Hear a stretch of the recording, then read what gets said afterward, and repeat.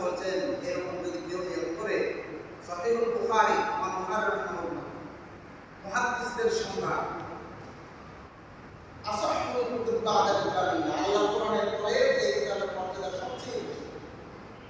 ইমাম বুখারী রাহিমাহুল্লাহ বলছেন আল্লাহ রাসূল সাল্লাল্লাহু আলাইহি ওয়াসাল্লাম ঘোষণা দিয়েছেন লাকিয়াল্লাহ ইয়াউমাল কিয়ামাতি ওয়া হুয়া যানি, যে ব্যক্তি এরকম নিয়ত করবে মাহরামা না দেওয়ার চিন্তা ভাবনা করে স্ত্রীর সাথে জামাত করবে মেলামেশা করবে, সে কিয়ামতের দিন আল্লাহর সামনে জানাকারীদের সাথে দাঁড়াবে।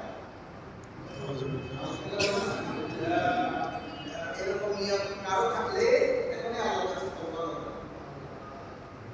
ঈদ কত ইনশাআল্লাহ আমরা যারা ঈদ নেই আমরা ঈদ করব ইনশাআল্লাহ।